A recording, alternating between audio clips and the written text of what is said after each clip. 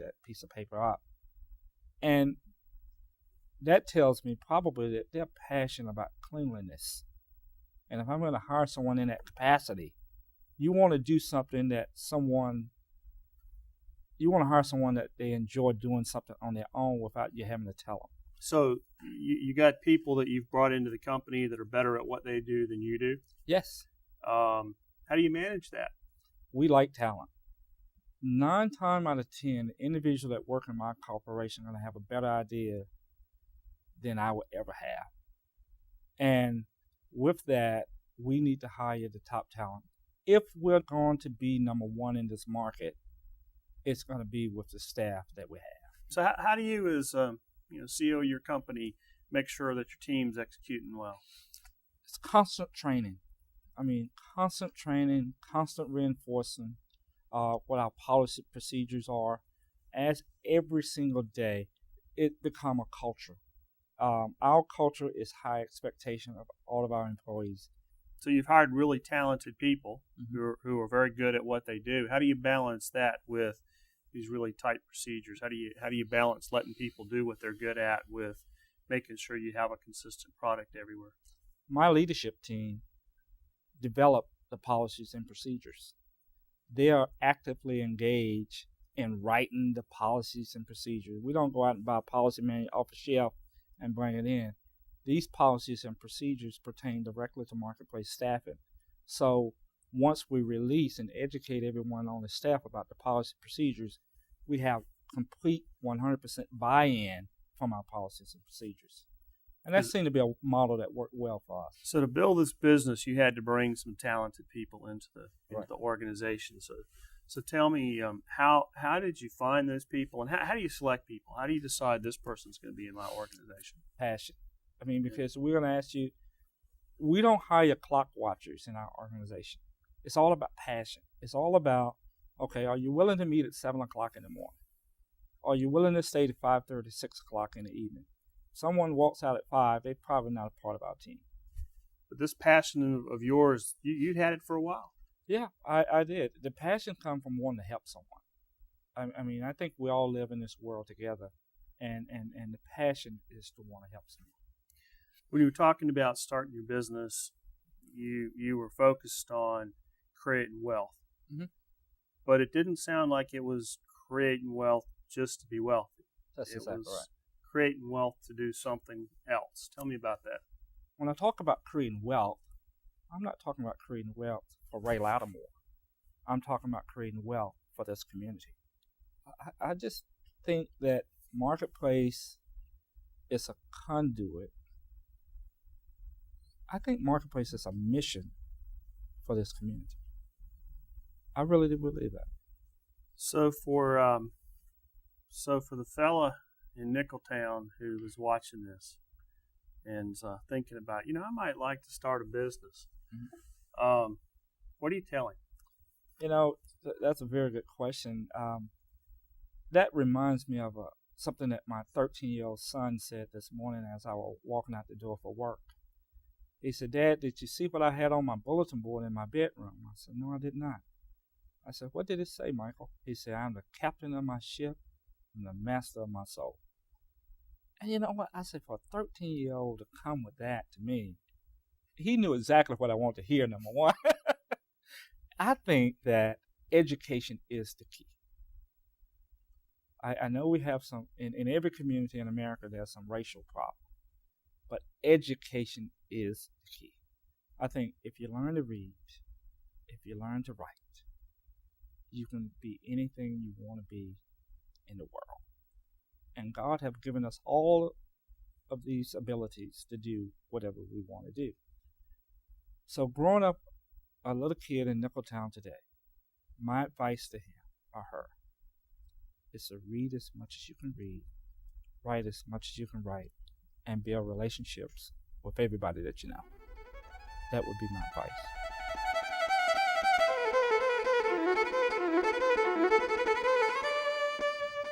Ray Lattimore grew up learning to weave and bob on the basketball court of an underprivileged neighborhood. And when that didn't lead to his aspiration, he learned to weave and bob through the business world, to create a company so that every employee could find an employer like this, and every employer could find employees. Excelling at anything requires hard work and dedication, and the energy for that comes from pursuing your passion. Let's go discover how Jim Anthony has realized his vision, getting up every day with a passion for the land and a zest for living. Jim, tell us a little bit about your background. My dad worked at a manufacturing plant, and my mom was a stay-at-home mom, and so had basically have a high school education, and so, but the two gifts that my parents gave me that I treasure more than anything was this unrestrained love, unconditional love, and my dad made me very independent. So I think those two combinations of kind of the stronger the anchor, the farther you fly, and the independence are a pretty good combination. So it allowed me to. I've always been empowered, and so I'm willing to try things. I'm a risk taker. I had an uncle and aunt that had a great relationship. They invited me to come up to Charlotte and go to a little business school. So I went to a little business school, came back, and went to work with the telephone company as a lineman, and loved being out of doors. And the telephone company was a great company. I went through a lot of jobs with the company and learned a lot of skill sets. And then that same uncle invited me to buy a piece of land together. So we bought this piece of land and $100 an acre, and about a year later we sold it for $600 an acre. And I said, this is right up there with climbing telephone poles. This is good. I think I can do this. When you're up there on telephone poles, where was that? Was it up around? Generally, I started in Greenville County, but moved back over to Pickens County, and learned the telephone company at that point in time was really a service oriented company. I mean, if you had a widow in 6 Mile that's phone went out, it was your job to put her phone back before you went home, and it really instilled some attributes that in me that followed me the rest of my life. You decide to start to develop a real estate community. What's the first thing you do? You take the land that's available and said, okay, what's the best and highest use of the land, and at that point in time was bringing people 2 acres, 5 acres, 10 acres, and giving them access to the land, roads, and basically selling a dream. Sell the dream of your whether it's your second home or your permanent home, place to raise your children, the stream, the pond, the view, selling dreams. You start to put together a plan for how this works. How do you think through that? Meeting the marketplace is the real key, or the trends. So you have a very sophisticated model now that's developed over a number of years. Now, I guess the best way to describe sophistication with our company is where the rubber meets the road is meeting our property owners, our prospective property owners. They say trends change every 18 months, and meeting those folks and bringing them together and doing focus groups and say, what do you want? We serve you. What are you looking for? And that's continually changing. And so it's really about focusing on your customer and caring about your customer and filling their needs. How did you try to decide what that was before you built the first property and actually had some customers? How did you go about doing that? Where did that intuition come from? Why did you think this would be successful? I think it's intuition, observation. Those things are closely related. Now, I think your intuition, basic intuition, is taking all the information that comes into all your senses and that basic cold, hard judgment. And I think that's another entrepreneurial trait that either you make it or you don't. That cold, hard judgment. It's just in this observation. It's about, again, that observation is kind of enhanced by enthusiasm for life. Now, when you go to develop the next community, you personally have a lot of credibility with bankers or investors or people because you've been so successful over time. That first one, you probably didn't have that same level of credibility. How did you convince the people that you needed to support you that you could be successful doing this? I believe, being completely transparent, and I've always said that, what comes out of my mouth is in my heart. And so I think that no posturing, straight up, and it serves us well with the customer or the banker, no matter who you're speaking to. And I think bankers, our customer, people can figure you out, and I think that's a trait that serves us well. Probably look for that in people that work for you or with you too, huh? For sure, and I think I think it's a trait I really admire in people, and it's a trait we look for in our company. Now, you told me a little story about meeting a cash crunch one time. Can you tell me that story again? We made payroll week to week for 5 years, and actually it's the thing that probably impacted me most, and the experience is very valuable to me because it did a lot of things for our company and for me. And we hired a new accountant, and he's been there about a couple of weeks, and he called me in one morning. He's all white, and he said, "Gosh, I just analyzed our cash flow, and in about 2 or 3 weeks we're out of cash." And I said, 2 or 3 weeks? I said, "Gosh, we've got, it's been terrible if we only had a week." So I said, "We've got plenty of time." So, and you really, what that did for me is that I believe you don't lose until you quit. And so I think that separates the winners from the losers. The winners just don't quit. There's always a way, and it always worked out. I say, show me a good loser, and I'll show you a loser. And so I think what happens is if it doesn't hurt to lose, if it doesn't hurt to strike out, so it hurts enough to analyze why did I strike out, and to take responsibility for the strikeout, take responsibility for not making the sale, so that next time you won't make the same mistake. If you're not careful, you can fool yourself, can't you? You can kind of buy into your own hype. So you do have to kind of face the brutal reality sometimes.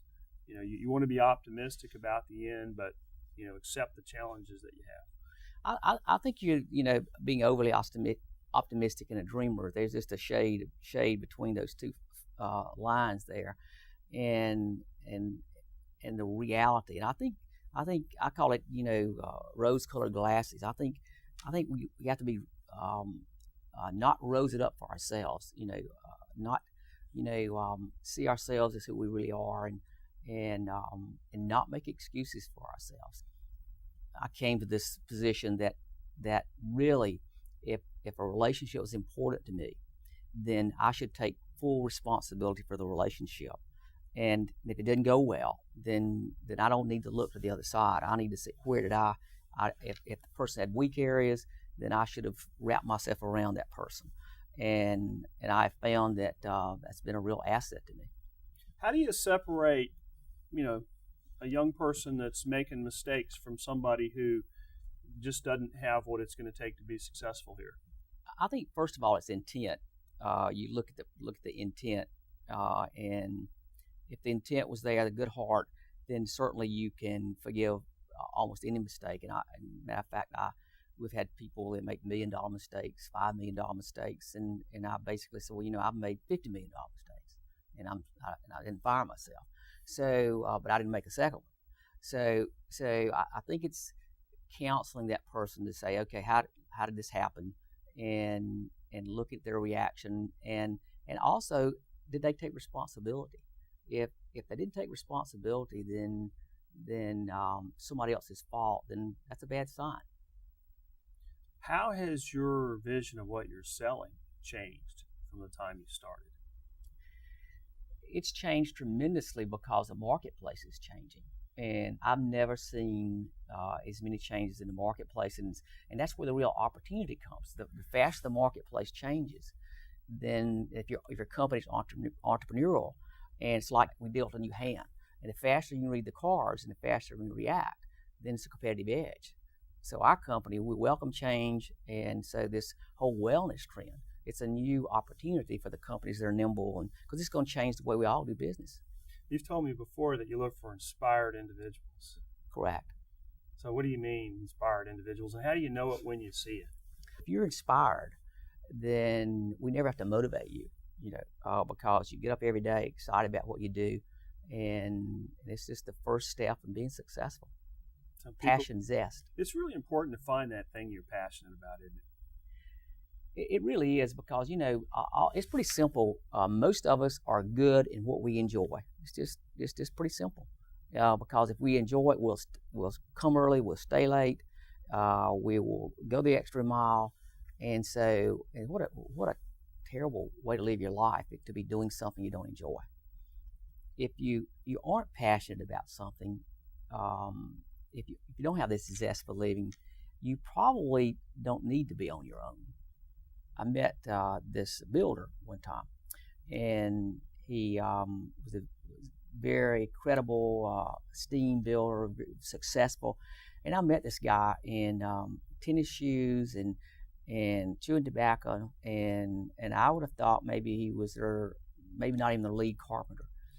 And so I wanted to learn something from this guy. Why is he successful? He take all the things that were counter to success, and why was he successful? And I began to study his operation, and he would take his carpenters down to Nicaragua and give back, and hurricanes he'd give back. And so what he did is he took people and made them better people, and made them better employees. And they were loyal. They did things together. They did things together that they were proud of, and so it made them fulfilled human beings. So I've tried to take that, and our goal in our company today is, how can we make our associates better people? And then the right thing to do is the profitable thing to do. I wish I'd have figured that out 20, 30 years ago. It'd have been a lot easier, wouldn't it? Been a lot easier. So you were saying earlier that when you had this vision of what you wanted to do, you really weren't chasing the wealth. You were producing excellence. You were producing quality.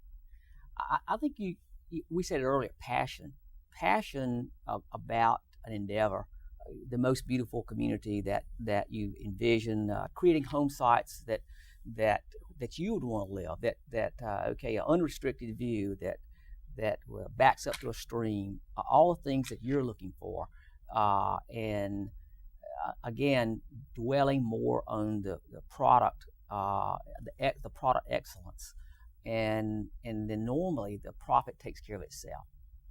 We've talked about creating communities and excellence, and pursuing quality. How did you go about thinking through that? I'm going to do something that's, people are going to flock to the upstate of South Carolina to buy. How do you go through analyzing, making sure that you have something customers want? I think in our company's case, in my case, it's the love of the land. If you love the land, if you appreciate the land, then you want it to be beautiful. You want it to be a incredible product, and so you don't want to overpower the land. You don't want density. If you're looking for, okay, I can take this land. How many lots can I get? And what's the very last dollar I can squeak out of this thing? That's not the motivation. You have to be a business person, and the economics has to work. You're spending X number of dollars, and you have to have that yield. But the number one factor is to do something with this piece of land that you're proud of, that you've treated the land with respect. I do have the gift of visualizing land. I can visualize down to the roads and the house, and sitting on the front deck with a glass of tea. And see it all in to the roses. So I think it's utilizing that gift that God gave me, and being empowered, the optimism, believing. And then you've talked about discipline's important, execution's important. You've got to have a vision of what you want to accomplish. So how do you translate that vision, that passion you've got, into the product that the customer buys? I think it's examining the individual contributions that these folks make. That for instance, Phil Korn, Phil's he's delivering a waterfall. So And he's as passionate about it. As a matter of fact, these guys, some of them begin work before I get up in the morning. So you found people that are so I guess part of the answer is you haven't been overly concerned about them executing because they were passionate about what they did. So you kind of got people that were inspired and let them do their job. That's exactly right. I think you nailed it. It's you have to give people the flexibility to be creative, and they're going to make some mistakes. But if they have the heart, if they have the passion, then let them learn from their mistakes and give them basically, if you have an inspired person that has the passion, give them the tools to be successful and get out of their way. There's a young person out there today that's graduated from high school and thinking about stepping out on their own. What do they need to be thinking about? If you're going to be on your own, it means you have to be self-disciplined, reasonably intelligent. Entrepreneurs, reasonably intelligent, you have to be a risk taker. You're going to be on your own, you have to be willing to take risks. And tenacity. Tenacity trumps talent.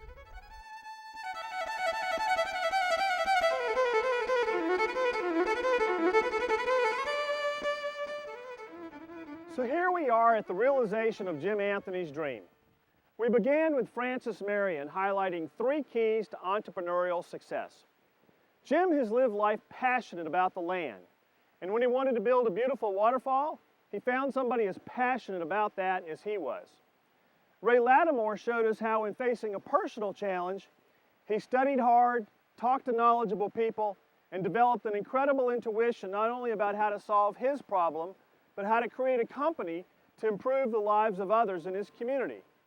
And Virginia Uldrick taught us how to balance out-of-the-box thinking with being accountable for results, whether that's the lives of children, or the careers of employees, or the integrity of the land.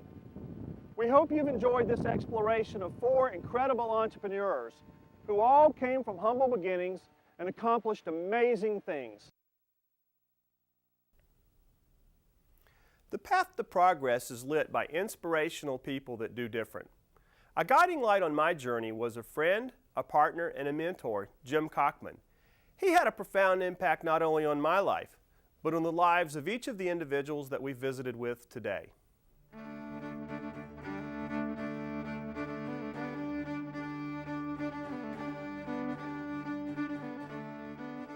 There are so many contributions. For me, it was selling the governor's school as a businessman. And you had a lot of business people who had to hear that. It was smiling at me and saying, "Don't worry, we'll get this done." And I said, "You're going to be at the helm? You're going to help us?" A lot of people are going to help you. Smile. He had such vision about humanity. This man was a humanitarian, if ever there was one. A man of great gift, a man of godliness, a man of wealth who used his funds wisely. Jim was a leader. I mean, he was a leader's leader, if you will. And anytime you want to know anything about anything, Jim was very accessible. You can call him on the phone, you can go meet with him face to face. And if he couldn't help you, he knew who could help you. And he could get in contact with just about anybody he wanted to get in contact with and share their expertise. Not only that, he went to the top. Presidents, CEOs, he got things done very quickly in the fact that it didn't take him a lot of time to get a lot of stuff done. One of the things that I remember about Jim, he was a great communicator. He really was, because it doesn't matter where you were, at what stage in life, he made you feel bigger than what you really are or really were at that particular point in time. And every time I met Jim, I just felt like I was at 10 feet tall. And the reason is because Jim treated everybody the same, no matter who you were or no matter where you came from. And I seen Jim operate behind the scenes in boardrooms and then come out to the public and operate. And it doesn't matter. He didn't change. He told me a story one time that he he had been CEO of PYA Monarch, Right. and he was out in the warehouse, and he was talking with a forklift driver, and he asked the forklift driver if he knew what the company's mission statement was. Mm-hmm. Yes, sir. Complete on-time orders to customers. Mm-hmm. And he said, well, what does that mean to you? He said, well, to me it means job security. There's several pieces of that story. I mean, first, Jim has a very clear mission for this company. It's unambiguous what your job is. Number two, he's communicated it throughout the organization in a way that people understand it, and can act on it. Right. And number three, he's out in the warehouse talking to the forklift driver, trying to find out if, he's inspecting what he expects to happen. Most of all, what impressed me was that he and Kathy had brought in more than 20 foster children to their home. And, most of us, we write checks, and checks are easy. It's like that's surplus. And a lot of us do it for different reasons. But when you're willing to give up your time and sacrifice your time with kids, and a lot of those kids with problems and with physical problems and even mental problems, and then I just began he began to shape my thinking. Say, okay, this is one of the most content, fulfilled persons I've ever met. Why? And what I came to was this man, his whole philosophy was that everybody he met had to be better for meeting him, better for knowing him. Those children, me, everybody. And his philosophy just impacted my life to the point to where, so you know what, I want some of that. I want to be content. I want to be fulfilled. I want to be passionate. I want to have this huge appetite for life. So this man's really impacted my life. And so, so it's almost like a scales. Okay, how content, how fulfilled you want to be, how much you want to give back.